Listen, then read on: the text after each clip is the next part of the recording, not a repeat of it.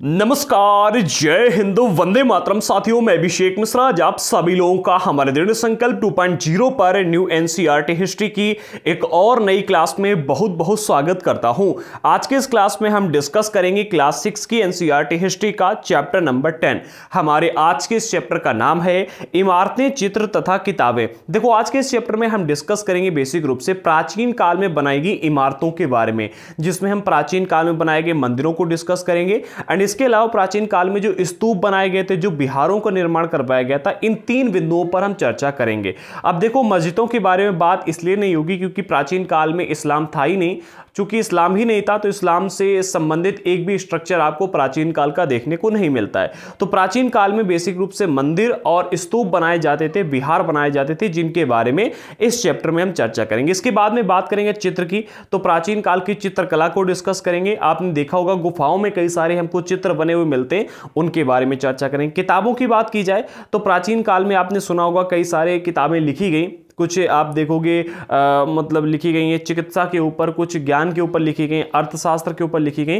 तो इन किताबों के ऊपर चर्चा करेंगे। एंड एक बहुत इंपॉर्टेंट टॉपिक है, आपने देखा होगा लोग कहते हैं कि कागज का आविष्कार चीन में हुआ है। ठीक है, इस पूरी की पूरी थ्योरी को अच्छे से समझेंगे कि कागज का आविष्कार कहां पर हुआ है। बहुत इंपॉर्टेंट टॉपिक है। बेसिक रूप से अगर आप देखोगे तो आपको आपकी जो पुरानी एनसीईआरटी थी उसमें 11 चैप्टर देखने को मिलते थे एंड अभी न्यू एनसीईआरटी जो आई है उसमें 10 चैप्टर ही केवल आपको मिलते। ऐसा इसलिए क्योंकि जो आपका चैप्टर नंबर 8 और चैप्टर नंबर 9 था, इन दोनों को जोड़कर चैप्टर नंबर 8 बना दिया गया है। और इस हिसाब से अगर आप देखोगे तो एक चैप्टर कम हो गया, अब आपको केवल 10 चैप्टर ही देखने को मिलते हैं। इससे पहले चैप्टर नंबर 1 से लेकर के 9 तक के हम वीडियोस लेकर के आ चुके हैं। जिन लोगों ने चैप्टर नंबर 1 से लेकर के 9 तक को अच्छे से नहीं समझा, डिस्क्रिप्शन बॉक्स में हमने आपको प्लेलिस्ट दे दी है, उस पर क्लिक करके आप लोग सारे के सारे वीडियोस को बिल्कुल फ्री में देख सकते हैं। और हम पूरे चैप्टर का निचोड़ लेकर के आते हैं, इसलिए नोट्स के माध्यम से क्लासेस करवाते हैं। तो जिन लोगों को हमारे एनसीईआरटी की नोट्स के पीडीएफ चाहिए, डिस्क्रिप्शन बॉक्स में हमने आपको डाउनलोड की लिंक दे दी है, डाउनलोड नोट्स पीडीएफ नाम से लिखा होगा, उस पर क्लिक करके आप लोग नोट्स को परचेस कर सकते हो। तो चलिए इसी के साथ में हम आगे बढ़ते हैं और पूरे चैप्टर को कंप्लीट डिस्कस करते हैं। देखते हैं कि आज के इस चैप्टर में को कौन कौन से इंपॉर्टेंट टॉपिक मिलने वाले हैं जिनसे डायरेक्टली हमारे एग्जाम में प्रश्न बन सकता है। तो सबसे पहले हमारे आज के इस चैप्टर का टॉपिक है धातु विज्ञान। अगर धातु विज्ञान के बारे में आपको जानकारी होगी तो आपको पता है धातुओं से संबंधित जो खोज होती है उसमें धातु विज्ञान का एक बड़ा योगदान रहता है। ठीक है, अब अगर हम अपने भारत की बात करें कि भारत में धातु विज्ञान का प्राचीन काल में क्या स्कोप रहा है, तो कहते हैं कि प्राचीन भारतीय धातु वैज्ञानिकों ने विश्व धातु विज्ञान के क्षेत्र में अपना प्रमुख योगदान दिया है। अगर हम ये कहते हैं कि भाई आज के टाइम पर आईटी सेक्टर में हमारे भारत देश का प्रमुख योगदान है, तो हम ये कह सकते हैं कि भाई आईटी सेक्टर में जो लड़के काम करते हैं, जो टैलेंट काम करता है, वो हमारे देश का काफी हद तक अगर आप देखोगे तो देखने को मिलता है। जैसे कि आप चाहे जो सी बड़ी कंपनी ले लो, आईटी कंपनी, उसमें भारत के काफी सारे एम्प्लॉयज आपको देखने को मिल जाएंगे। बट अगर हम धातु विज्ञान की बात करें, ठीक है, प्राचीन काल में वो भी, और प्राचीन काल में इतने बड़े स्तर पर तो मतलब होता नहीं था ना कि हर देश एक साथ में मिलकर के आ जाए। तो प्राचीन काल में भारत के धातु वैज्ञानिकों ने धातु विज्ञान के क्षेत्र में प्रमुख योगदान दिया। यह बात हम कैसे समझें, ठीक है, कि भाई भारत ने योगदान तो दिया बट कैसे दिया। तो इसके लिए कहा जाता है जो पुरातात्विक खुदाई हुई थी, हमारे जो पुरातत्वविदों लोगों ने जो हमारे यहाँ पर खुदाई की है, इससे पता चलता है कि हड़प्पा वासी जो थे, हड़प्पा सभ्यता के बारे में हमने पढ़ा है, तो हड़प्पा वासी कुशल शिल्पी थे, यानी कि शिल्प उत्पादन के क्षेत्र में हड़प्पा वासी अपना योगदान देते थे। ठीक है, ये शिल्प उत्पादन किया करते, जिसमें कहा जाता है कि तांबे के धातु कर्म की जानकारी इनको थी। जैसे हम देखते हैं कि लौह अयस्क हमको प्राप्त होता है, लौह अयस्क से हम लोहा प्राप्त करते हैं। इसी तरह से जो हड़प्पावासी थे वो तांबे के धातु कर्म की जानकारी रखते थे, तांबा बनाने की जानकारी रखते थे। उन्होंने तांबा और टिन को मिलाकर के कांसा नाम की एक नई धातु की भी खोज की थी। तो इससे हम ये कह सकते हैं कि भाई प्राचीन काल में हमारे जो धातु वैज्ञानिक लोग थे, जो शिल्प उत्पादन से जुड़े हुए थे, जो धातु उत्पादन से जुड़े हुए थे, उनके पास में काफी ज्ञान था और उन्होंने इस क्षेत्र में काफी उन्नति की थी। और विश्व धातु विज्ञान के क्षेत्र में हमारे भारत का एक प्रमुख योगदान दिखाई देता है। ठीक है, अब अगर आप हड़प्पावासी को देखोगे, चूंकि इन्होंने कांसा की खोज की थी, टिन और तांबा मिलाकर के, इसलिए कहा जाता है कि हड़प्पावासी कांस्य युग से जुड़े हुए थे। ठीक है, अगर प्रश्न आता है तो याद रखना ये कांस्य युग से जुड़े हुए थे। वहीं अगर इनके उत्तराधिकारियों को देखोगे, यानी हड़प्पा सभ्यता के अंत के बाद में जो दूसरी सिविलाइजेशन बसी, जो दूसरी सभ्यता आई, उस सभ्यता को अगर आप देखोगे तो उसमें आपको लौह युग देखने को मिलता है।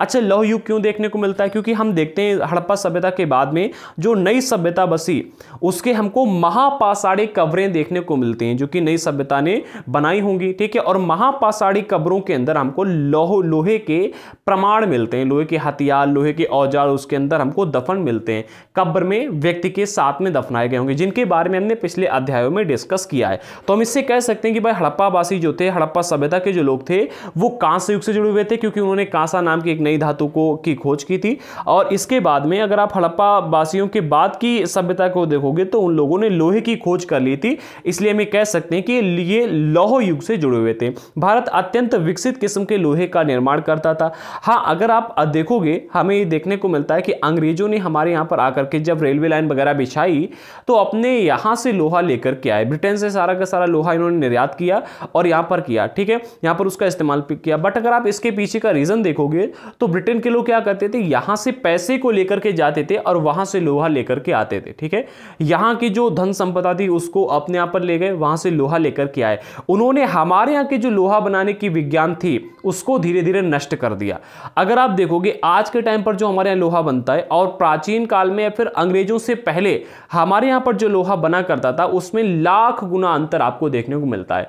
अंग्रेजों के टाइम में जो लोहा बनता था वो बहुत ही कम कीमत में बन के तैयार हो जाता था और बहुत मजबूत हुआ करता था। जैसे कि एक टीपू सुल्तान की तलवार का एग्जाम्पल मिलता है, किनकी, टीपू सुल्तान की तलवार का एक एग्जाम्पल मिलता है। टीपू सुल्तान की जो तलवार थी वो हमारे यहाँ पर ही बनाई जाती थी और वो बुर्ज नाम की स्टील से बनाई जाती थी, ठीक है। अब इस स्टील की खासियत ये कि ये लोहे के कवच को भी चीर के रख देती थी, ठीक है। कि जैसे आपने देखा होगा राजा महाराजा जब युद्ध करने के लिए जाते थे तो लोहे का कवच पहन लेते थे ताकि कोई भी हथियार अस्त्र शस्त्र उनको लगे ना। और उस तलवार में वो दम थी कि वो लोहे के कवच को चीर के व्यक्ति के शरीर के अंदर प्रवेश कर जाती थी, ठीक है। तो ऐसा किस्म का हमारे यहाँ पर लोहा बनाया जाता था। अंग्रेजों ने इस तकनीक को धीरे धीरे समाप्त कर दिया और आज जो तकनीक हम इस्तेमाल करते हैं वो प्राचीन काल से बहुत अलग है, या फिर मध्यकाल से कहें। अंग्रेजों ने जिस तकनीक को समाप्त कर दिया था वो बहुत ही अच्छी थी।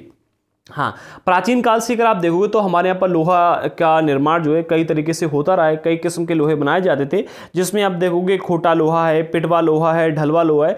3 तरह के लोहे के एग्जाम्पल आपको यहाँ पर देखने को मिल जाते हैं। तो हम ये कह सकते हैं कि भाई विश्व के धातु विज्ञान के क्षेत्र में हमारे भारत का एक प्रमुख योगदान रहा है। अब आगे बढ़ते एग्जाम्पल के रूप में हम डिस्कस करते हैं लौह स्तंभ को। कितने लोग हैं जिन्होंने लौह स्तंभ को देखा है, कमेंट बॉक्स में बताओ। देखो, लौह स्तंभ के बारे में अगर बात की जाए तो ये महरौली में कुतुब मीनार जो है, कुतुब मीनार के परिसर में खड़ा हुआ जो कि दिल्ली में है, ठीक है। महरौली में कुतुब मीनार के परिसर में खड़ा है। अगर आप कुतुब मीनार का परिसर जानते हो तो आपको इसकी जानकारी होगी। क्लास 7 के एनसीईआरटी में हम इसको डिस्कस करेंगे कुतुब मीनार को, ठीक है, क्योंकि ये मध्यकाल के इतिहास में ही पढ़ाया जाता है तो इसे हम उसी में डिस्कस करेंगे। तो कुतुब मीनार के परिसर में खड़ा है और ये लौह स्तंभ भारतीय शिल्पकारों की कुशलता का एक अद्भुत उदाहरण देखने को मिलता है। देखो, जब हम कोई ऐसी चीज बनाते हैं जो विज्ञान को एक बार सोचने पर मजबूर कर दे तो वो चीज अद्भुत ऑटोमेटिक हो जाती है, ठीक है। जैसे कि अगर आप हमारे सनातन धर्म को देखोगे तो जितने भी ग्रंथ हैं उनमें प्राचीन काल से बहुत ऐसी चीजें लिखी गई उसमें हैं कि आज के टाइम की जो विज्ञान है, ठीक है, अंग्रेजों ने उनके ऊपर काफी खोज की है और आज भी उनके ऊपर खोज चलती चली जा रही है। तो वो एक अद्भुत एग्जाम्पल देखने को मिलते हैं सनातन धर्म के विज्ञान के क्षेत्र में, ठीक है। इसी तरह से अगर आप इस लौह स्तंभ को देखोगे, इस लौह स्तंभ को, तो ये भी हमारे प्राचीन काल के भारतीय शिल्पकारों की कुशलता का एक अद्भुत एग्जाम्पल आपको देखने को मिलता है। अच्छा, अद्भुत एग्जाम्पल है क्यों? इसके पीछे कारण देखो। सबसे पहली बात यह कि इसका निर्माण आज से लगभग 1500 साल पहले किया गया था, ठीक है। अब 1500 साल पहले जिस लोहे का निर्माण किया गया हो, आज अगर वो होगा तो आप मतलब आप अंदाजा लगा सकते हो कि उसमें जंग लगेगी या नहीं लगेगी। आप ब्लेड लेकर के आते हो, सेविंग करते हो, डाल देते हो, 3 दिन के अंदर उसमें जंग लग जाती है। मिट्टी में आप डाल दो, ठीक है। मैं अभी बाल बनवाने के लिए गया था तो मैंने उनसे पूछा कि आप हर किसी के लिए एक नया ब्लेड का इस्तेमाल करते हैं और उनके यहाँ भीड़ बहुत लगती है। तो हमने कहा कि ये जहाँ कहीं भी आप डालते होंगे वो मतलब बड़ा खतरनाक होता होगा, इनका आप करते क्या हो? तो उन्होंने कहा कि हम मिट्टी में गाड़ देते हैं और ये बहुत जल्दी समाप्त हो जाता है ब्लेड। उनका ये कहना था। तो देखो, आज के टाइम पर आप लोहे का निर्माण करो, मिट्टी में गाड़ दो, वो बहुत जल्दी उसमें जंग लगेगी, खत्म होता चला जाएगा। बट अगर आप इस लोहे को देखोगे, आज से लगभग 1500 साल पहले इसका निर्माण किया गया। इसकी ऊंचाई है 7.2 मीटर, ठीक है, और इसका वजन है 3 टन, ठीक है। और इस पर एक अभिलेख खुदा हुआ जिससे इसके बनाने वाले की जानकारी और समय की जानकारी मिलती है। इसमें चंद्र नाम के एक शासक का जिक्र किया गया है। तो इससे अंदाजा लगाया जा सकता है कि भैया जो चंद्र मतलब गुप्त वंश के शासक थे, उनके द्वारा इसका निर्माण करवाया गया हो, जिसमें चंद्रगुप्त एक नाम निकल के आता है। चंद्रगुप्त गुप्त वंश के एक शासक थे और चंद्रगुप्त मौर्य जो थे वो मौर्य वंश के शासक थे। ठीक है, चंद्रगुप्त गुप्त वंश के भी एक शासक थे। तो इनका यहाँ पर जिक्र मिलता है, तो इससे अंदाजा लगाया जा सकता है कि गुप्त वंश के शासकों ने इसका निर्माण करवाया होगा। आश्चर्य की बात यह कि इतने वर्षों के बाद भी इसमें जंग नहीं लगी है।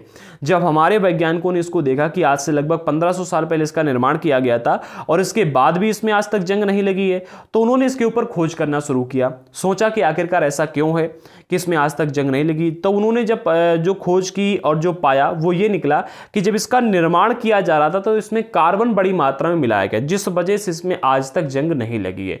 अब आप सोच सकते हो कि उस टाइम की जो धातु विज्ञान था वो कितना आगे था कि उन्होंने ये सोचा कि अगर कार्बन नहीं मिलाएंगे तो इसमें जंग लग जाएगी, और जंग ना लगे इसलिए इसमें कार्बन मिलाया गया। ये उस समय का धातु विज्ञान था। आगे बढ़ते हैं। अब हम बात कर लेते हैं स्तूप की। स्तूप के बारे में आपने सुना होगा, बौद्ध धर्म से जुड़े हुए होते हैं स्तूप, और स्तूपों के ऊपर कई बार प्रश्न आ जाते हैं। तो कहा जाता है हमारे शिल्पकारों की कुशलता के नमूने स्तूपों जैसे कुछ इमारतों में भी देखने को मिलते हैं। देखो, स्तूप एक ऐसी चीज है जो कि बौद्ध धर्म से जुड़ी हुई है और एक धार्मिक स्थल के रूप में आज के टाइम पर प्रेजेंट है। ठीक है, तो स्तूपों में अगर आप देखोगे हमारे जो शिल्पकार थे उनकी कुशलता के नमूने आपको देखने को मिल जाते हैं, एग्जाम्पल आपको देखने को मिल जाते हैं। बेसिकली स्तूप का जो अर्थ होता है वो है टीला। ठीक है, जैसे कि आपने अपने गांव में देखा होगा कई सारे टीले होते हैं, हर गांव में टीला होता ही होता है। आप अगर अपने गांव में गए होगे तो आपने देखा होगा कहीं ना कहीं ऊंची जगह आपको देखने को मिलेगी जो कि टीला के रूप में होती है। ठीक है, ऐसे पर्वत के रूप में होती है। तो स्तूप का भी अर्थ होता है टीला। ठीक है, स्तूप का जो आकार होता है कभी गोल आपको देखने को मिलेगा, कभी लंबा देखने को मिलेगा, कहीं बड़े होते हैं तो कहीं पर छोटे होते हैं। ठीक है, स्तूप का कोई फिक्स आकार नहीं है कि इसी आकार का स्तूप होगा। सभी स्तूपों में बुद्ध या उनके अनुयायियों के शरीर के अवशेष अथवा उनके द्वारा प्रयुक्त कोई एक चीज डिब्बे में रखी जाती थी। इसे धातु मंजूसा कहते हैं। प्रारंभिक स्तूप इन्हीं धातु मंजूसा के ऊपर रखा मिट्टी का टीला होता है। बाद में टीला को ईंटों से ढक दिया गया और बाद के काल में गुंबदनुमा ढांचे को तरासे हुए पत्थरों से ढक दिया गया। ये बेसिकली होता क्या था हम आपको बताते हैं। एक मैं एकदम क्लीन पेज पर चले आते हैं ताकि इसको हम बहुत ही अच्छे ढंग से एक्सप्लेन कर सके। ठीक है, मैं बहुत ही अच्छे ढंग से इसको एक्सप्लेन करूंगा। बिल्कुल क्लीन जगह हम ढूंढ लेते हैं थोड़ी सी, ये आ गई। ठीक है, इतने बीच में हम एक्सप्लेन कर देंगे। होता क्या था, जैसे कि बुद्ध या फिर उनका कोई अनुयायी, ठीक है, उसके द्वारा प्रयोग किए हुए कोई भी चीज या उनके शरीर का कोई अवशेष, जैसे कि उनको उनके शरीर की कोई हड्डी मिल गई, ठीक है, या फिर उनके द्वारा प्रयोग किया गया कोई बर्तन मिल गया या उनका कोई कपड़ा मिल गया, ठीक है, ऐसी चीजों को लिया और एक डिब्बे में लेकर के यहां पर रख दिया। इसे कह दिया धातु मंजूसा। ठीक है, धातु मंजूसा के ऊपर क्या किया गया, धातु मंजूसा के ऊपर टीला बना दिया गया। क्या बना दिया गया, टीला गोल बना दिया, किसी भी आकार का बना दिया गया। बीच में धातु मंजूसा हो गई, धातु मंजूसा के ऊपर ये टीला बना दिया। ठीक है, प्राचीन काल में तो टीला बना दिया, काम खत्म, ऐसे होता था। लेकिन जैसे जैसे लोगों ने मतलब इसके बारे में और अधिक जागरूकता आई, वो क्या करने लगे, इसी के ऊपर, इस टीले के ऊपर ईंटों की संरचना बनाने लगे। ठीक है, एक ईंटों की संरचना बन गई जो कि किसी अलग रंग से बनाए दे रहे हैं। ठीक है, ईंटों की संरचना बन गई और धीरे धीरे लोगों ने क्या किया, इसके बारे में जागरूकता आई तो क्या करने लगे, इसको पत्थर से तराशने लगे। किससे, पत्थर से इसको यहां पर तराशने लगे। तो हमने क्या किया, एक मिनट, पत्थर से इसको तराश दे रहे। ठीक है, पत्थर का रंग हम ग्रीन किए दे रहे, वैसे पत्थर का रंग अलग होता है। ठीक है, हम यहाँ पर ग्रीन किए दे रहे। तो इस तरह से हमने गोल एक बना दिया, पूरा का पूरा स्तूप बन के तैयार हो गया। तो इस तरह के स्तूप आपको देखने को मिलते हैं जो प्राचीन काल में बनाए जाते हैं। ये ऊपर से खोखला नहीं रहता था, पूरा का पूरा ऊपर से मतलब ऊपर से नीचे तक ऐसे टीला बनाया जाता है। ठीक है, धातु मंजूसा दिखता नहीं ऊपर से बिल्कुल भी है, यहाँ पर दिख रहा है तो मैं इसे कलर किए दे रहा हूँ। इस तरह का आपका स्तूप हो गया। अब स्तूप बनने के बाद में केवल ऐसे स्तूप नहीं रहता था, स्तूप तो आपका ये बन गया जो कि हमने ग्रीन कलर का बना दिया है। ठीक है, बिल्कुल ग्रीन भी नहीं है, माफ करना। ठीक है, ये हो गया आपका स्तूप। स्तूप बनने के बाद में स्तूप के चारों ओर, ठीक है, स्तूप के चारों ओर एक रास्ता बनाया जाता था, जैसे कि हम ये यहाँ पर बनाए दे रहे। एक मिनट, स्तूप के चारों ओर हम एक रास्ता बनाए दे रहे इस तरह का। ठीक है, जो कि प्राचीन काल में बनाया जाता। इस रास्ते के चारों ओर क्या होता था, इस रास्ते के चारों ओर एक रेलिंग कर दी जाती थी। ठीक है, इस रास्ते के चारों ओर एक रेलिंग कर दी गई, हमने ब्लैक कलर से रेलिंग कर दी। ठीक है, ऐसी रेलिंग हो गई। रेलिंग होने के बाद में दो तरफ आप देख सकते हो गेट लगा दिए जाते थे। एक ही हम गेट लगाए दे रहे हैं, ठीक है, और एक ये गेट लगाए दे रहे हैं। ठीक है, तो होता क्या था, जब भी कोई व्यक्ति स्तूप में घूमने के लिए आता था, यहां से प्रवेश कर, एक मिनट हम थोड़ा सा कलर ले लेते हैं।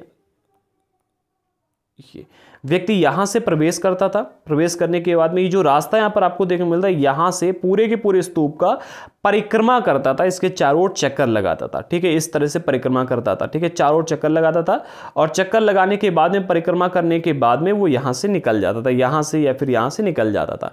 तो इस तरह के स्तूप आपको देखने को मिलते हैं। अब जो चारों रेलिंग की जाती थी, जो आप देख सकते हो बाउंड्री बनाई गई है, इस बाउंड्री में अलग अलग प्रकार के चित्र बनाए जाते हैं। चित्र का अर्थ है मूर्ति कला के अद्भुत नमूने यहाँ पर आपको देखने को मिलते हैं, जैसे कि किसी देवी देवता का, किसी जानवर का यहाँ पर मूर्ति बना दी गई। पूरे के पूरे रेलिंग पर ऐसी मूर्तियां बनी देखने को मिलेंगी। यहाँ पर जो आपको गेट देखने को मिलते हैं, कि ये गेट है, एक ये गेट है, तो इन दोनों के दोनों गेटों पर बहुत ही अच्छी डिजाइनिंग तैयार की जाती थी। जैसे कि आपने कई सारे मंदिरों में देखा होगा, आपको चित्र उकेरे हुए देखने को मिलते हैं। तो इसी तरह से यहाँ पर भी ये चीजें आपको देखने को मिलती हैं। अब आ जाते हैं अपने मेन टॉपिक पे और उसी चीज को डिस्कस करते हैं जो भी हमने वहां पर देखा। क्या कहते हैं, जो चीज रखी जाती है, कोई भी चीज जो डिब्बे में रखी जाती है, उसे धातु मंजूसा कहते हैं, जो हमने देख लिया। प्रारंभिक स्तूप इन्हीं धातु मंजूसा के ऊपर रखी मिट्टी का टीला होता था। जैसे कि हमने स्टार्टिंग में देखा, पहले पूरा टीला मिट्टी का बनाया जाता। टीला बनाने के बाद में इन्हें ईंटों से ढक दिया जाता था, हमने सेकेंड लेयर की थी।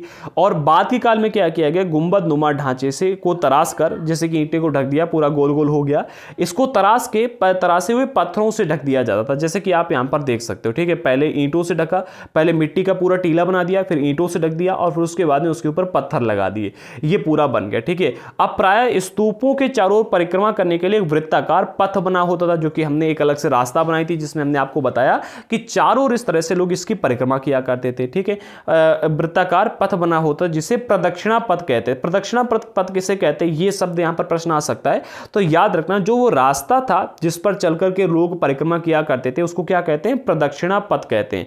प्रदक्षिणा पथ को रेलिंग से घेर दिया जाता। मैंने बताया कि चारों ओर बाउंड्री बना दी जाती थी रेलिंग टाइप की। ठीक है, जिसके अंदर रहकर के लोग पूरे के पूरे स्तूप के चारों ओर चक्कर लगाया करते थे, परिक्रमा किया करते थे। ठीक है, जो रेलिंग होती थी इसे वेदिका कहते हैं। क्या कहते हैं, इसे वेदिका कहा जाता है। रेलिंग को क्या कहते हैं, वेदिका। ठीक है, याद रखना, रेलिंग को वेदिका कहा जाता है। ठीक है, वेदिका में प्रवेश द्वार बने होते थे। ठीक है, जिन्हें तोरण कहा जाता। क्या कहा जाता था, तोरण। ठीक है, ये आप यहां से देख सकते हो, ये प्रवेश द्वार है। ठीक है, मैंने आपको जो दो गेट बनाकर दिखाए थे वो यही प्रवेश द्वार है। ठीक है, ये प्रवेश द्वार है। ठीक है, तो रेलिंग तथा तोरण प्रायः मूर्ति कला की सुंदर कलाकृतियों से सजे होते थे। जो रेलिंग बनाई जाती थी उस पर भी बढ़िया बढ़िया मूर्तियां बनाई जाती थी, और जो तोरण बनाए जाते थे उनके ऊपर भी सुंदर सुंदर मूर्तियां बनाई जाती थी। जैसा कि आप यहाँ पर एग्जाम्पल के रूप में देख सकते हो, ये रेलिंग जो बनी हुई है, आप देख रहे हो, रेलिंग के ऊपर भी अच्छे अच्छे चित्र बनाए जाते थे। और ये आप देख सकते हो, ये पूरा का पूरा प्रवेश द्वार है, और प्रवेश द्वार पर अगर आप देखोगे तो अच्छे अच्छे चित्र आपको देखने को मिल जाएंगे। ये खंबे टाइप के बनाए गए, ये देखो गोल गोल चक्र ऐसे बनाए गए। ठीक है, ये हाथी खड़ा किया गया, ये हाथी बने हुए हैं। ठीक है, ये अलग प्रकार के चित्र है, तो इसमें चित्र भी बनाए जाते थे, जो कि आपको यहाँ पर देखने को मिलते हैं। आगे बढ़ते हैं। उदाहरण के एक एग्जाम्पल के रूप में दिया जा रहा है, अमरावती में लगभग आज से 2000 वर्ष पूर्व भव्य स्तूप हुआ करता था। आज के टाइम पर नहीं है, उसको आगे चल करके अंग्रेजों ने नष्ट कर दिया, और अंग्रेजों से पहले बाकी जो राजा थे उन्होंने, और धीरे धीरे नष्ट होता चला गया। ठीक है, तो क्या हुआ, अमरावती में आज से लगभग 2000 वर्ष पूर्व भव्य स्तूप हुआ करता था। इसे सजाने के लिए शिलाओं पर उकेरे गए चित्र, शिलाओं पर चित्र उकेरे गए थे, यानी कि पत्थरों के ऊपर चित्र बनाए गए थे, और कई बार पहाड़ियों को काटकर बनावटी गुफाएं बनाई जाती। ठीक है, ये एक अलग टॉपिक है। कई बार देखिए होता क्या था, हमने स्तूप को देख लिया। ठीक है, स्तूप कैसे बनाया जाता, अमरावती के स्तूप का एग्जांपल दिया जा रहा है। इसे सजाने के लिए क्या किया गया था, शिलाओं पर चित्र उकेरे गए थे, मूर्तियां बनाई गई थी। ठीक है, ये जो बात कही जा रही, कई बार पहाड़ों को काटकर बनावटी गुफाएं बनाई जाती थी। इसका अर्थ ये है कि जब मतलब बौद्ध लोगों के बारे में आपने पढ़ा होगा तो आपको ये पता चला कि बौद्ध लोग करते क्या थे, साल भर जगह जगह पर घूम करके लोगों को शिक्षा दिया करते थे। ठीक है, लेकिन जो बरसात का टाइम हुआ करता था, बरसात के टाइम पर वो यात्रा नहीं कर सकते थे, क्योंकि उस टाइम पर ऐसी जीटी रोड तो बनी नहीं होती थी कि भाई हाईवे बने हैं, कार पे बैठे निकल गए, और ये लोग गाड़ियों का भी इस्तेमाल नहीं करते थे, पैदल चलते थे। तो बरसात के रास्ते में आगे बढ़ पाना मुश्किल हो जाता था। इस टाइम पर ये क्या करते थे, एक किसी स्थान पर रुक करके आराम किया करते थे। ठीक है, और अपना ज्ञान में वृद्धि किया करते थे। तो जहां पर रुकते थे वहां पर व्यापारी, राजा या फिर स्थानीय लोग क्या करते थे, गुफाएं बनवा देते थे, क्या कहा गया, जिनको नाम दिया गया आगे चल करके, जिनको आगे चल करके क्या नाम दिया गया, आगे भी आपको बता दूंगा, अब याद नहीं आ रहा, ठीक है। बिहार नाम दिया गया, हाँ, जिन्हें बिहार नाम दिया गया, ठीक है। गुफाएं बनाई गई थी पत्थरों को काट के, ठीक है, पूरे के पूरे पर्वत को काट करके। तो ये गुफाएं भी आपको देखने को मिलती हैं।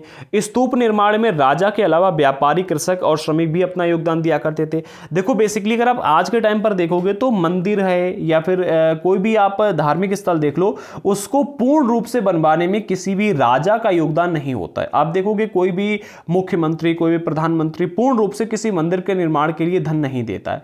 प्राचीन काल में क्या होता था, जो राजा थे वो जनता का समर्थन प्राप्त करने के लिए स्तूप हो गए, मंदिर है या फिर कोई विशेष धार्मिक स्थल है उसको या फिर कोई नगर है बसाने का पूरा खर्चा उठाते थे, ठीक है।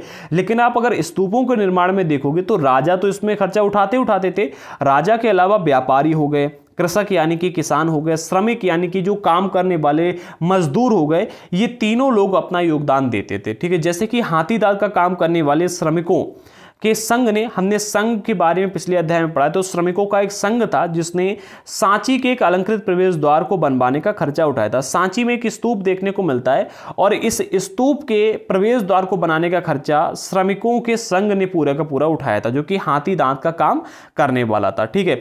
तो इस तरह से आपको देखने को मिलता है। इस काल में कुछ आरंभिक हिंदू मंदिरों का भी निर्माण किया गया था, जो ये टाइम पीरियड था, ठीक है। इसी टाइम पीरियड में आज से लगभग 1500-2000 साल पहले अगर आप देखो तो कुछ आरंभिक हिंदू मंदिरों का भी निर्माण किया जा रहा था।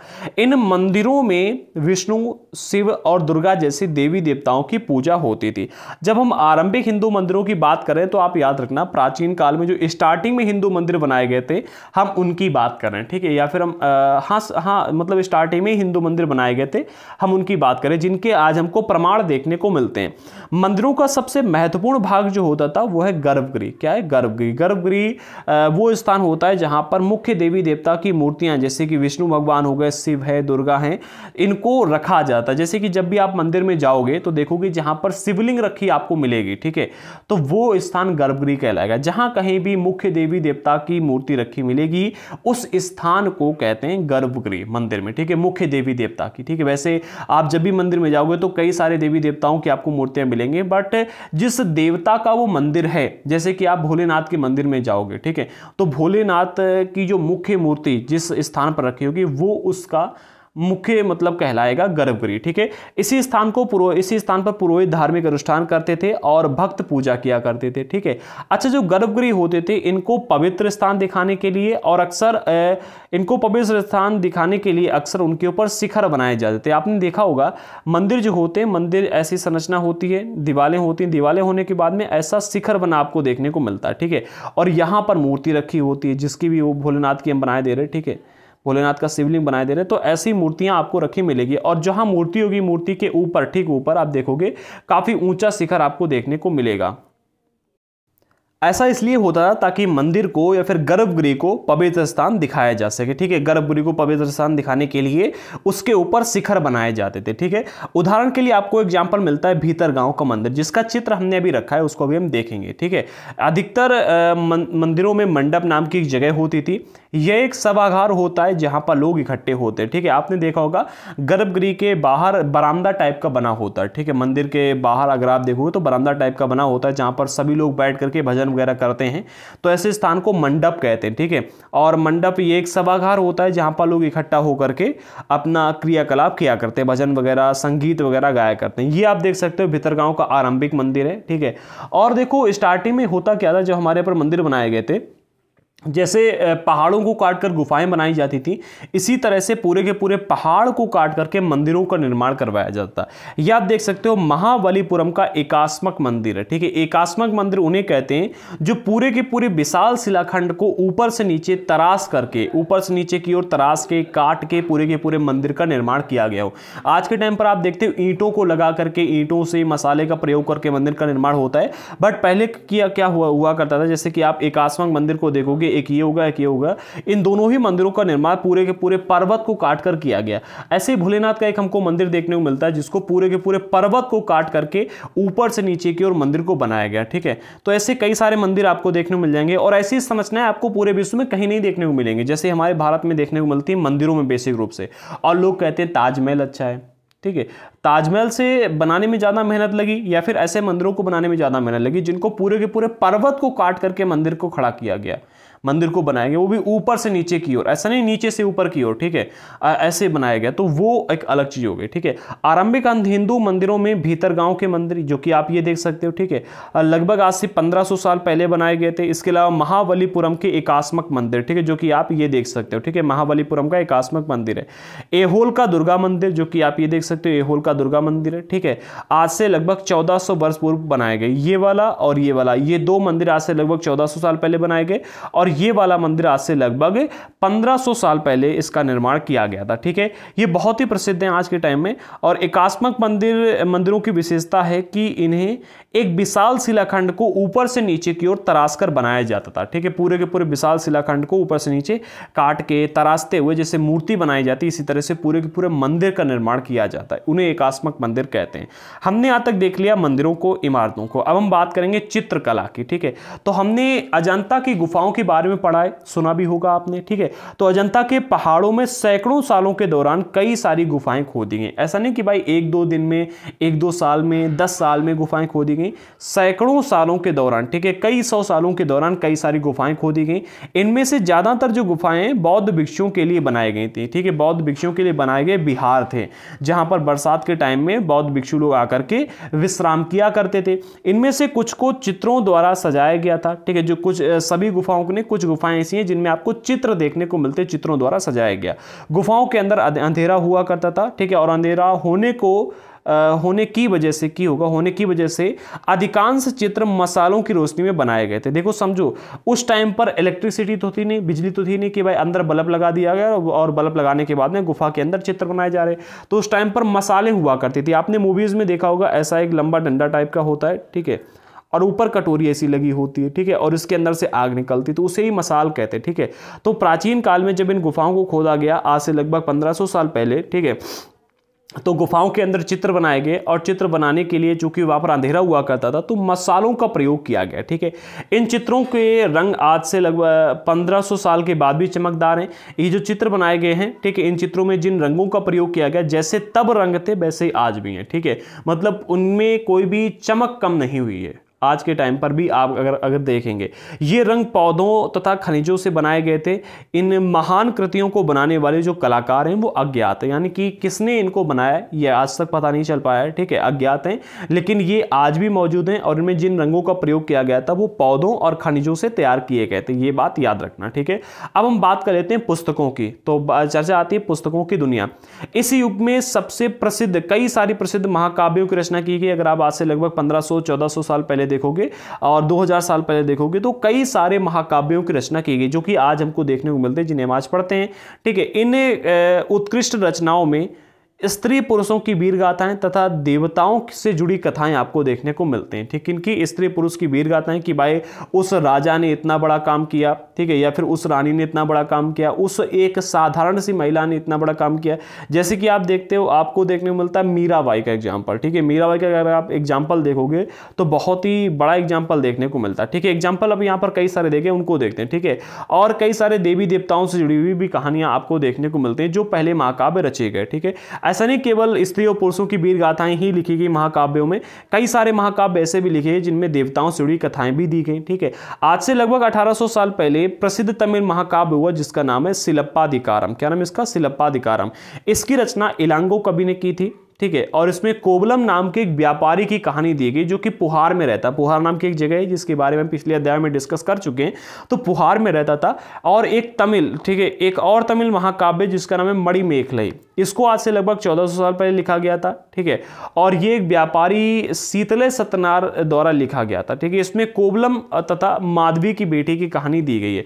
तो इस तरह से अगर आप देखोगे तो स्त्री और पुरुषों की कहानी दी गई है। जैसे कि अगर आप सिलप्पाधिकारम में देखोगे तो इसमें कोवलम नाम के एक व्यापारी की कहानी दी गई है। और मणिमेखलाई में अगर आप देखोगे तो इसमें आप कोवलम और माधवी की बेटी की कहानी दी गई जो कि एक प्रेम कहानी होगी, बेसिक रूप से, क्योंकि यहाँ पर अगर आप देखोगे तो प्रेम कहानी ही प्रसिद्ध हो रही है, ठीक है। एक प्रसिद्ध महाकाव्य हो रही है जिसका नाम मेघदूतम, जो कि कालिदास की रचना है। इसमें अगर आप देखो तो एक बिरही प्रेमी बरसात के बादलों को अपना संदेश बाग बनाने की कल्पना करता है, और जो कि आपको मेघदूत में देखने को मिलता है। अच्छा, आज के टाइम पर अगर आप देखोगे तो हम मैसेज के माध्यम से अपना संदेश भेज देते हैं। इससे पहले होता था कबूतर जा जा जा कबूतर जा, पहले प्यार की पहली चिट्ठी साजन को दिया। उससे पहले क्या होता था, वो कालिदास जी कहते हैं हमारे ये मेघदूतम में कहा गया कि भाई बरसात के जो बादल हैं उनको संदेश वाहक बनाया गया। भाई हमने इंटरनेट को बनाया, हमसे पहले जो लोग थे उन्होंने कबूतरों को बनाया, उससे पहले जो लोग थे वो अल्ट्रा लेजेंड थे जिन्होंने बरसात के बादलों को अपना संदेश वाहक बनाया होगा। तो इन्होंने अपनी मेघदूतम नाम के महाकाव्य में इसकी रचना की, ठीक है। अब जो कालिदास हैं इनकी अगर आप रचनाएं देखोगे तो अधिकतर रचनाएं आपको संस्कृत में देखने को मिलती हैं, ठीक है। अपनी रचनाएं संस्कृत में लिखा करते थे। तो ये आपको कुछ एग्जाम्पल दिए जा रहे हैं प्राचीन काल में जो महाकाव्य लिखे गए उन महाकाव्यों की, ठीक है। अब पुरानी कहानियों का संकलन और संरक्षण कैसे किया गया, एक बार इसको देख लेते हैं, काफी इंपॉर्टेंट है। हिंदू धर्म से जुड़ी हुई कई सारी कहानियां जो हमें बहुत पहले से प्रचलित थी इस काल में लिखी गई, यानी कि आज से लगभग 1500 साल पहले कई सारी कहानियां हिंदू देवी देवताओं की जो प्राचीन काल से फेमस थी, कई सारे लोगों को याद थी, कई सारे लोगों को पता थी, उन सभी की सभी कहानियों को, उन सभी रचनाओं को इसी टाइम में लिखा गया। आज से लगभग 1500 साल पहले इनकी रचना की गई। इनमें पुराण भी शामिल है, पुराणों की रचना भी आज से लगभग 1500 से 2000 साल पहले का टाइम पीरियड इसके हिसाब से दिया जा रहा है। पुराणों का शाब्दिक अर्थ होता है प्राचीन, यानी कि पुराना, ठीक है। पुराणों में विष्णु, शिव, दुर्गा तथा या फिर पार्वती जैसे देवी देवताओं से जुड़ी हुई कहानियां हमें देखने को मिलती हैं। प्रश्न बनता है कि पुराणों में किसकी कहानियां दी गई, तो याद रखना पुराणों में विष्णु, शिव, दुर्गा, पार्वती जैसे देवी देवताओं की कहानियां दी गई हैं, ठीक है। आपने सुना होगा मत्स्य पुराण, विष्णु पुराण, शिव पुराण, ठीक है। तो भगवान शिव की कहानी आपको शिव पुराण में देखने को मिलती है, ठीक है। और विष्णु पुराण में आपको भगवान विष्णु की कहानियां देखने को मिलती हैं, ठीक है। एक ब्राह्मण पुराण है, ठीक है। कई सारे पुराण हैं जिनमें आपको जानकारियां देखने को मिलती है। अगर आप आज के टाइम पर देखोगे तो 18 पुराण आपको देखने को मिलते हैं, ठीक है। लेकिन कहा ही जाता है कि मत्स्य पुराण जो था वो सबसे पहले लिखा गया था, उसके बाद में सभी पुराणों की रचना की गई जो कि ब्राह्मणों के द्वारा की गई, ठीक है। एक ब्राह्मण पुराण भी आपको देखने को मिलता है। आगे बढ़ते हैं। तो पुराणों का शाब्दिक अर्थ होता है प्राचीन, और इसमें विष्णु, शिव, दुर्गा, पार्वती जैसे देवी देवताओं की, कई सारे देवी देवताओं की कहानियां देखने को मिलती हैं। इनमें इन देवी देवताओं की पूजा की विधियां दी गई हैं, ठीक है, कि भाई इस देवी की पूजा आप ऐसे करो, इस देवता की पूजा आप ऐसे करो। और इसके अतिरिक्त इनमें संसार की सृष्टि तथा राजाओं के बारे में भी जानकारी दी गई कि भाई संसार का निर्माण कैसे हुआ, इस संसार की बहुत सारी जानकारी उसमें दी गई हैं। और कई सारे राजाओं के बारे में भी कहानियां दी गई कि भाई इन राजा ने ऐसे किया था। अधिकतर पुराण सरल संस्कृत श्लोक में लिखे गए हैं जिससे सब उन्हें सुन और समझ सकें। स्त्रियां तथा शूद्र जिन्हें वेद पढ़ने की अनुमति नहीं थी वह भी इसे सुन सकते थे। पुराणों का पाठ पुजारी मंदिरों में किया करते थे जिसे लोग सुनने आते थे, और पुराणों का शाब्दिक अर्थ प्राचीन हुआ करता था। ये पूर्व मध्यकाल में लिखे, यानी कि मध्यकाल से पहले इनको लिखा गया, ठीक है। आगे बढ़ते अब देखो इस चीज को हम थोड़ा समझ लेते। कहा जाता है, जो कहा यहां पर ये जा रहा है कि भाई अगर आप पुराणों को देखोगे तो ये सरल संस्कृत श्लोकों में इसको लिखा गया। क्यों लिखा गया सरल संस्कृत श्लोक में? इसके लिए कारण दिया जाता है ताकि स्त्रियां और शूद्र जिन्हें वेद पढ़ने की अनुमति नहीं थी वो भी इन्हें सुन सकें। अगर आपने पिछले हमारे वीडियोस देखें तो उसमें आपको पता चला होगा कि अगर आप प्राचीन काल में देखोगे तो जो हमारे वेद थे, ठीक है, उनको पढ़ने की अनुमति स्त्री और शूद्रों को नहीं हुआ करती थी। इसीलिए कभी कभी स्त्रियों को शूद्रों के समान माना गया, ठीक है। अब इससे क्या हुआ, जो अलग अलग क्षेत्र थे वहां पर अलग अलग प्रकार के मान्यताएं उभर के आने लगी। लोगों ने अपने स्थानीय देवताओं को बना लिया, जो कि हम क्लास 12th में डिस्कस करेंगे, ठीक है। जैसे कि आप दक्षिण भारत में आओगे और देखोगे तो कई सारे देवता आपको देखने को मिल जाएंगे, ठीक है। राजस्थान में कई सारे देवता देखने को मिल जाएंगे। जैसे से आप आगे बढ़ोगे हमारे देश में अलग अलग क्षेत्रों में जाओगे तो कई सारे स्थानीय देवता देखने को मिल जाएंगे। इसके बाद में अलवार संत हो गए, नैनार संत हो गए, और कई सारे संतों का उद्भव हुआ जिन्होंने क्या किया, अपनी एक अलग विचारधारा प्रस्तुत करने लगे, ठीक है, और अलग प्रकार से पूजा पाठ करने की विधियां देने लगे, ठीक है। इसी टाइम पर बौद्ध धर्म भी काफी अधिक फेमस होने लगा, जैन धर्म भी काफी अधिक फेमस होने लगा। तो हमारे यहाँ के जो ब्राह्मण थे उनको ऐसा लगा कि अगर हम कुछ नहीं करेंगे तो धीरे धीरे सनातन धर्म का अंत हो जाएगा, और जो ये अलग अलग मजहब निकल के आ रहे हैं, अलग अलग प्रकार के जो ये धर्म निकल के आ रहे हैं, इनमें लोग ज्यादा ज्वाइन कर लेंगे, ठीक है। तांत्रिक पूजा पद्धति उस टाइम पर काफी फेमस हो गई थी। तो ब्राह्मणों ने क्या किया, इन सभी को ज्ञान देने के लिए, इस सभ्यता को बचाने के लिए पुराणों की रचना की, ठीक है। और पुराणों की रचना करने के बाद में अलग अलग क्षेत्रों में गए और वहां के जो स्थानीय देवी देवता थे उनके ऊपर कहानियां लिखी, उनको पुराणों में जगह दी, और उसके बाद में क्या किया, जो स्थानीय देवी देवता थे उनको प्रमुख देवी देवता का एक रूप बता दिया। जैसे कि आपने जगन्नाथ भगवान के बारे में काफी सुना होगा, ठीक है।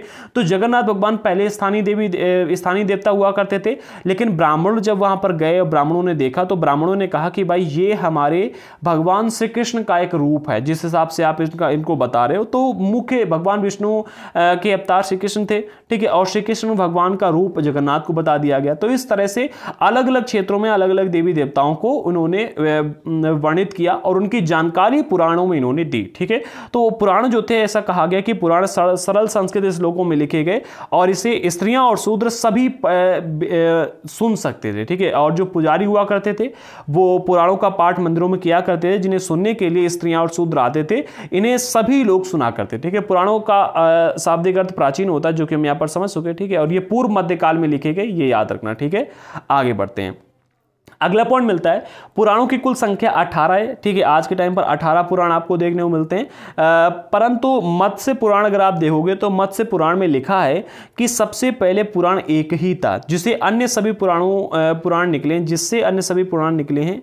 और पुराण के अनुसार वेद व्यास ने पुराण संहिता का संकलन किया, ठीक है। पुराण संहिता, देखो रचना किसने की ये आज भी नहीं पता है, ठीक है। पुराणों की रचना किसने की पता नहीं, वेदों की रचना की किसी को पता नहीं, लेकिन आपको ये लिखित स्रोत देखने को मिल जाएंगे कि इनका संकलन किसने किया, ठीक है। जैसे कि पुराण तो कई सारे हैं लेकिन बिखरे हुए हैं, तो जोड़ के उनको किसने रखा, ठीक है। सारा का सारा ज्ञान किसने एक जगह पर रखा, ज्ञान बनाया किसने, ठीक है। इसकी खोज किसने की, किसी को नहीं पता। वेदों को किसने लिखा, किसी को नहीं पता।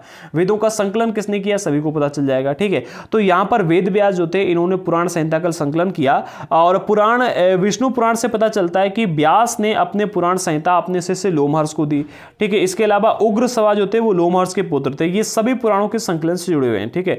तो प्रश्न आ जाता है कि पुराणों के संकलन से निम्नलिखित में से कौन कौन जुड़ा हुआ है। तो 3 व्यक्ति ये आपको देखने मिलते हैं। एक है वेद व्यास, ठीक है, जिन्होंने पुराण संहिता का संकलन किया। इसके बाद जब विष्णु पुराण पढ़ोगे तो हमें पता चलता है कि जो वेद व्यास थे इन्होंने ये पुराण संहिता जिसका इन्होंने संकलन किया, ठीक है, वेद व्यास ने पुराण संहिता का संकलन किया था। हाँ, तो पुराण संहिता अपने शिष्य लोमहर्ष को दे दी और उग्रश्रवा लोमहर्ष का पुत्र था, ठीक है। तो इससे पता चलता है कि पुराणों के संकलन से ये 3 के तीनों व्यक्ति जुड़े हुए हैं, ठीक है। आगे बढ़ते हैं। 2 संस्कृत महाकाव्य और आपको देखने को मिलते हैं, एक है महाभारत और एक है रामायण। आज हम सभी लोग रामायण जो पढ़ते हैं वो रामायण नहीं, रामचरितमानस है, जो कि तुलसीदास के द्वारा लिखी गई थी, ठीक है। लेकिन रामायण है वाल्मीकि के द्वारा लिखी गई। दोनों में काफी अंतर है, रामचरितमानस और एक है रामायण, ठीक है।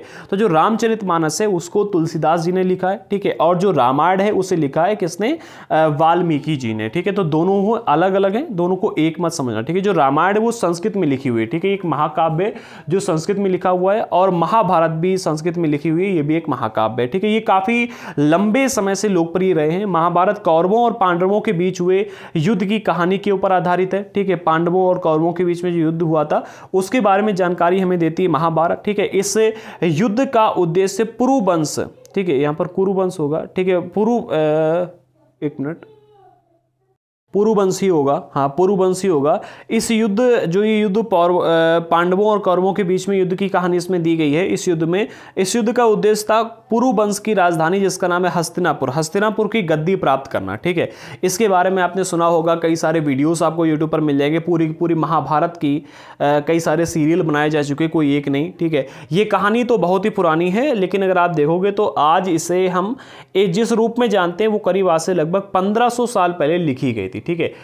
कहानी महाभारत की आपको बहुत पुरानी देखने को मिलेगी, लेकिन इसे जब लिखा गया आज से लगभग 1500 साल पहले लिखा गया था महाभारत को, ठीक है। माना जाता है कि पुराणों और महाभारत दोनों को ही व्यास नाम के ऋषि के द्वारा संकलित किया गया था, ठीक है। संकलन किसने किया, तो व्यास ने इनका संकलन किया, ठीक है।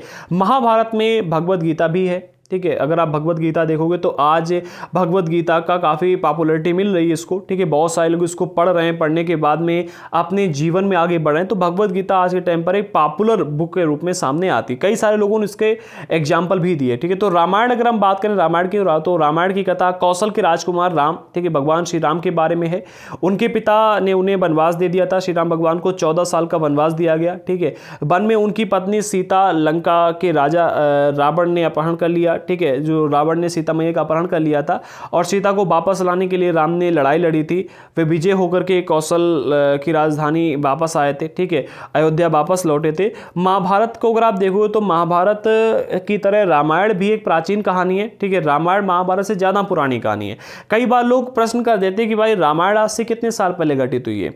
तो देखो भैया, कहा जाता है कि रामायण जो है हमारे भारत में, या फिर हम अगर हम इस पूरी पृथ्वी की बात करें तो रामायण हमारे यहाँ पर आज से लगभग प्राचीन काल से अगर आप देखोगे स्टार्टिंग से, तो कहीं पर 26 बार लिखा मिलता है कि 26 बार घटित हो चुकी है, ठीक है। जैसे हम देखते हैं कलयुग है, कलयुग कई बार आ चुका है, ठीक है, द्वापर कई बार आ चुका है, श्री राम भगवान कई बार अवतार ले चुके हैं। समय है निरंतर चलता रहता है सनातन धर्म के हिसाब से अगर आप देखोगे तो। रामायण की अगर हम बात करें, ठीक है, रामायण और महाभारत में, तो पहले रामायण हुई थी और फिर उसके बारे में महाभारत, ठीक है। ये दोनों की दोनों ही प्राचीन काल की कहानियां हैं, आज की नहीं, जिसे बाद में लिखित रूप दिया गया। संस्कृत रामायण अगर आप देखो तो इसके लेखक हैं वाल्मीकि, ठीक है, और महाभारत का जो संकलन है वो किसने किया था? महाभारत के संकलनकर्ता का नाम है व्यास जी, ठीक है, व्यास जी ने महाभारत का संकलन किया है। लेकिन अगर हम रामायण की बात करें तो इनके लेखक का नाम हमको पता है, जो कि हैं वाल्मीकि जी, ठीक है। आगे बढ़ते अब पुस्तकों की दुनिया यहाँ पर एक बार देख लेते हैं। कई सारी ऐसी पुस्तकें भी लिखी गई जिनके बारे में काफी मतलब आज के टाइम पर रिसर्च हो रही है, जिनके ऊपर है। इस समय गणितज्ञ और खगोल शास्त्री, जो ये आज से लगभग 2000 से 1500 साल पुराना टाइम था, ठीक है, आज से लगभग 1500 साल पहले एक खगोल शास्त्री थे जिनका नाम था आर्यभट्ट। इन्होंने संस्कृत में एक आर्यभट्टियम नाम की पुस्तक लिखी थी। ये एक महान ज्योतिषविद भी थे, यानी कि इनको ज्योतिष की काफी सारी जानकारी थी। उन्होंने अपनी पुस्तक में लिखा था कि दिन और रात पृथ्वी के अपनी धुरी पर चक्कर काटने की वजह से होता है, ठीक है। आज से लगभग 1500 साल पहले, 1500 से 2000 साल पहले अगर आप देखोगे, हमारे आर्यभट्ट जी ने कह दिया था कि जो पृथ्वी पर दिन और रात होता है ये पृथ्वी के अपनी धुरी पर चक्कर काटने की वजह से होता है, जो कि आज के टाइम पे हमारे वैज्ञानिकों ने इसको मतलब आधुनिक टेक्नोलॉजी की मदद से, आधुनिक कई सारे इंस्ट्रूमेंट की मदद से इस चीज़ को खोज के निकाला, ठीक है। जितनी आज प्रयुक्त होने वाली विधि है, ठीक है, हाँ एक मिनट, निकाला, ठीक है। उन्होंने ग्रहण के बारे में भी वैज्ञानिक तर्क दिया था। आप सभी जानते हैं कि सूर्य ग्रहण, चंद्र ग्रहण हमें काफ़ी प्राचीन काल से बनाते हुए चले आ रहे हैं, ठीक है। तो आर्यभट्ट ने इसके ऊपर अपना एक वैज्ञानिक तर्क दिया था। उन्होंने वृत्त की परिधि को मापने की विधि भी ढूंढ निकाली थी, जो कि उतनी ही सही है जितनी आज प्रयुक्त होने वाली है, ठीक है। इसके अलावा वराहमिहिर, ब्रह्मगुप्त, भास्कराचार्य, कुछ अन्य गणितज्ञ और खगोलवेत्ता थे जिन्होंने कई सारी अन्य खोजें की थी। अब जो भी खोजें हमारे यहाँ पर की गई, इन सभी के ऊपर आज विज्ञान रिसर्च कर रहा है, ठीक है। कई सारे ऐसे साइंटिस्ट आपको मिल जाएंगे जिन्होंने काफ़ी बड़ी बड़ी खोजें की हैं, जिनके ऊपर आजकल यूनिवर्सिटीज़ में बुक निकल के आती हैं। वो ये बात कहते हैं कि भाई जब भी हम कहीं अटकते हैं तो भारत में जो वेद लिखे गए थे, जो पुराण लिखे गए, हम उनका सहारा लेते हैं ताकि आगे बढ़ सके। भारत के वैज्ञानिकों के द्वारा लिखी गई पुस्तकों का हम सहारा लेते हैं। तो ये आपको देखने को मिलता है। जैसे कि एग्जाम्पल के रूप में हम लेते हैं, हम कहते हैं कि जो इलेक्ट्रिसिटी है वो आज के टाइम पर खोजी गई, ठीक है। बट एक मंदिर है जिसमें सूर्य देवता की मूर्ति बनी हुई है और उनके हाथ में एक अस्त्र दिखाया गया, ठीक है, जो कि सूर्य देवता का अस्त्र है। उसमें अगर आप देखोगे तो मतलब पूरा का पूरा एक इस प्रकार का अस्त्र बनाया गया जैसे आज हम हीटर यूज करते हैं, ठीक है। तो उस तरह का है। मैं उसका वीडियो देख रहा था 2-3 दिन पहले, ठीक है। तो उन्होंने बताया कि वो हाथ में एक डिब्बा टाइप का पकड़े हैं, मिट्टी का कलश टाइप का, ठीक है, और उससे वायर ऐसे गए हैं जो कि उस अस्त्र में जुड़े हुए हैं। और उस मंदिर का निर्माण आज से लगभग 1500 साल पहले किया गया था। कई सारे मुगलों ने उस मंदिर को नष्ट करने का प्रयास किया। उनके 2 हाथ कटे हैं, उसमें 2 हाथ दिखाए जा रहे हैं, जिसमें मतलब उस अस्त्र को और उसे पकड़े हुए कलश, ठीक है। इसके अलावा एक जगह पर ऐसा ही कलश और देखने को मिलता है, 2 तरह के कलश देखने को मिले जब खुदाई की गई, जिसमें से इलेक्ट्रिसिटी उत्पन्न हो सके, उसके एग्जाम्पल देखने को मिलते हैं, ठीक है। इलेक्ट्रिसिटी उत्पन्न हो सके ऐसी उसमें कई सारे साक्ष्य मिलते हैं, ठीक है। और जब उसके ऊपर पूरा का पूरा रिसर्च किया गया, जो अस्त्र उनके हाथ में था और जो कलश उनके पास में था, उन दोनों के ऊपर रिसर्च की गई, तो देखने को मिला कि वो एक प्रकार से मतलब इलेक्ट्रिसिटी जनरेट करता था वो कलश, ठीक है, और वो इलेक्ट्रिसिटी से ही अस्त्र चलता था, ठीक है। प्राचीन काल के लोगों ने उस अस्त्र की कल्पना की, उस इलेक्ट्रिसिटी की कल्पना की, उन तारों की कल्पना की। ऐसे साक्ष्य देखने को मिलते हैं, जिससे पता चलता है कि प्राचीन काल से हमारे यहाँ पर इलेक्ट्रिसिटी यूज होती थी, ठीक है। तो ये आपको एग्जांपल देखने मिलते हैं। इसके अलावा गुरुत्वाकर्षण को अगर आप देखोगे तो हमारे यहाँ पर पहले खोजा जा चुका था। इसके अलावा अगर आप प्लेन के बारे में देखोगे तो अंग्रेजों के टाइम पर हमारे यहाँ पर प्लेन की भी खोज हो गई थी। कई सारी खोजें हमारे यहाँ पर हुई, बट हम इसको अपने पेटेंट नहीं करवा पाए। अंग्रेजों ने इसको पेटेंट करवा लिया और उनके नाम से आज हम पढ़ते हैं, ठीक है। शून्य की बात की जाए तो अंकों का प्रयोग पहले से होता रहा है, ठीक है। हमने सुना था कि भाई कौरव जो थे वो संख्या में 100 थे। कितने थे? 100 कौरव थे। अब बिना जीरो के हम 100 कैसे गिन सकते हैं बताओ। ठीक है, तो अंकों का प्रयोग पहले से होता रहा है, पर अब अगर आप देखो तो भारत के गणितज्ञों ने शून्य के लिए एक नए चिन्ह का आविष्कार किया था। ठीक है, नए चिन्ह का आविष्कार किया है शून्य का। ठीक है, जो ये शून्य के लिए नया चिन्ह आपको 0 देखने को मिलता है। ठीक है, इससे पहले चिन्ह नहीं हुआ करता था, गिनती हम गिनते आ रहे हैं। ठीक है, गिनती की यह पद्धति सबसे पहले भारत के बाद में अरबों द्वारा अपनाई गई, फिर यूरोप में फैल गई और आज इसे पूरी दुनिया प्रयोग में लाती है। ठीक है, इसके अलावा अगर हम आयुर्वेद की बात करें तो आयुर्वेदिक चिकित्सा विज्ञान की एक पद्धति, विख्यात पद्धति जो प्राचीन काल में विकसित हुई। प्राचीन भारत में आयुर्वेद के 2 प्रसिद्ध चिकित्सक हमारे यहाँ पर हुए, एक हैं चरक और दूसरे मिलते हैं सुश्रुत। ठीक है, चरक जो हुए हैं प्रथम द्वितीय शताब्दी ईस्वी में हुए हैं। ठीक है, यानी कि आज से लगभग हम कह सकते हैं कि भाई 2000 साल पहले। ठीक है, 1900 से 2000 साल पहले चरक नाम के व्यक्ति का जन्म हुआ था। ठीक है, और अगर हम बात करते हैं सुश्रुत की तो ये 34 शताब्दी में, यानी कि आज से लगभग 1500 से 1600 साल पहले इनका जन्म हुआ था। ठीक है, अब अगर चरक की बारे में बात की है तो चरक द्वारा रचित चरक संहिता औषधि शास्त्र की एक उल्लेखनीय पुस्तक है।